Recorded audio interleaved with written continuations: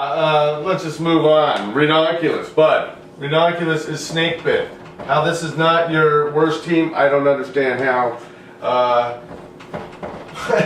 Well, I think you're right. Snake bit. I think I've explained why that the Boone Humper is the worst team in the FLF. They frankly don't have any stars besides Frank Gore. They can't win consistently. But the Boone Humper, it's a valiant effort. Just did a great job at pulling out 130 and smoking the king. It's got another great matchup against the Goods. This is a team on the rise. Your prognostics I think are all right up. here you gotta say must win again. You gotta say must win or elimination right here. The king not in a must win, but in a better friggin' win, or you're in real trouble. Yeah. And we'll see. I mean, there's going to be a lot of tough matchups again this week, and we're going to get right to that. But let's continue on with our top fives. The best of the best in Fantasy League Fantastico. And I think you're going to see a little bit of movement where my rankings are concerned. My number 5 is going to be the Morning Wood. I've been high on this team, and they're 3-3. They just had a loss, but it's got an uphill battle. But if they make the right moves on the waiver wire, they have a chance to right the ship. Yeah, I mean, they could have been 2-4 if it wasn't for that .38 victory. I'll talk about them because I don't have them at number 5 as the 5th best team in the FLF. I've got them damn mofos. Mofos. And, we've talked about this team earlier in the show. We thought they would be falling flat earlier than this. They haven't.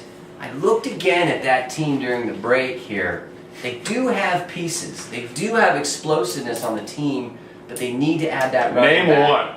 They got that Michael Vick on there, and every week he can do something. Stevie Johnson's been nice, but that Mike Wallace, every time I look at the stat line, he's blowing up. Yeah, he's doing good. Those 2 receivers are solid. You got a good running back in Maurice Jones-Drew. He's not what he was, but you need that second RB. Oh, don't be offering the mofos advice.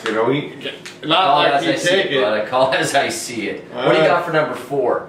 Number 4, I'm going to go Lunches for Wimps. I'm a fan. It has been my team to watch a couple weeks back, and I'll tell you one thing. With the base there, they have a chance if they just water the garden. Tend to it. Tend to that team. You're going to get results, but you also might chase them off. I think, you can find yourself chasing them off around. The Lunches for Wimps has some players on it, but it also has some weaknesses. Yeah, it was a team to watch when it was living in the cellar, and it has moved up. I think we're going to see a ceiling with this team unless maybe a trade happens and they do something aggressive on the waiver wire. Yeah, we'll see. Right now, for me, I'm going to throw the Morning Wood in that 4 slot. I think the Morning Wood drafted well, and again, he's been sitting on those laurels that we talked about earlier. Yeah. He loved his draft. He doesn't like to make change. Peyton Hillis is a problem. I think Hardesty's coming in now to steal carries. We don't know if he's hurt or not.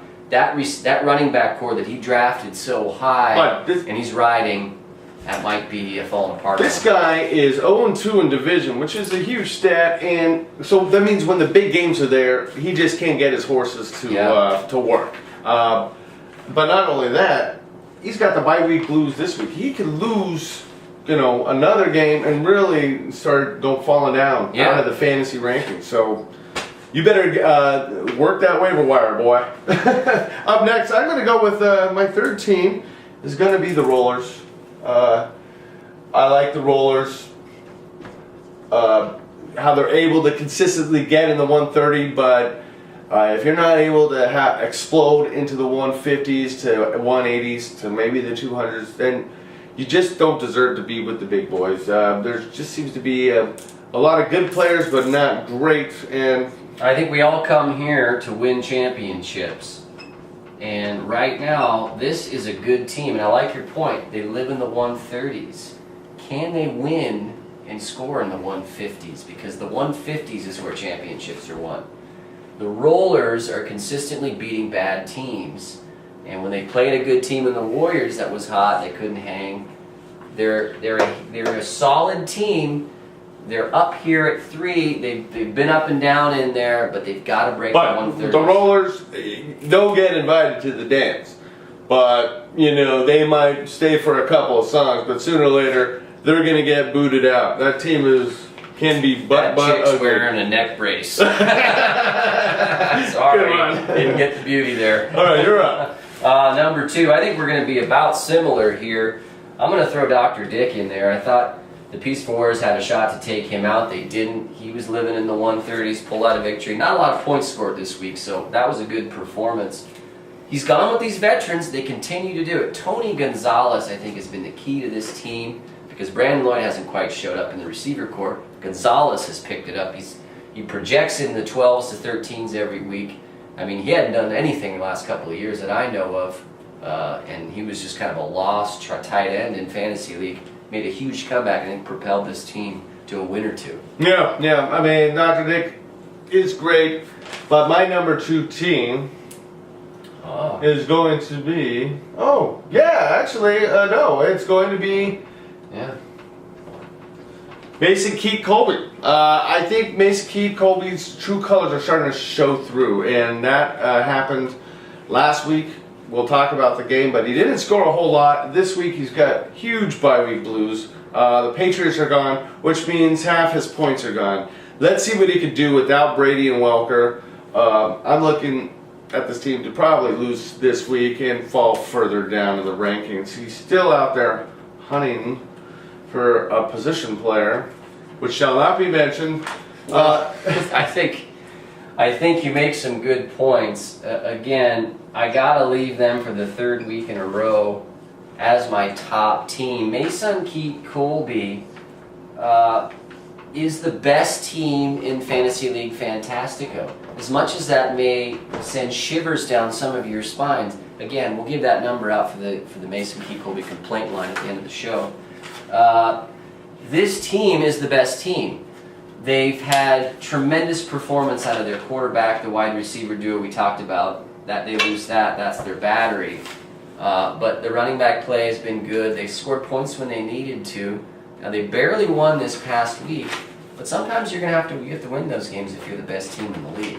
Look, they've done it. That team sucks. Somebody beat them. You know it, and I know it. Without Brady and Welker, you can only ride the magic wand for so long before it comes back and bites you in the ass. You can't overthink it. Without the horses, you gotta have to sit and be patient. Be patient. Well, and I think Mason Keith Colby is one of these teams. This is the week we're going to see. He doesn't have Brady. He doesn't have Welker.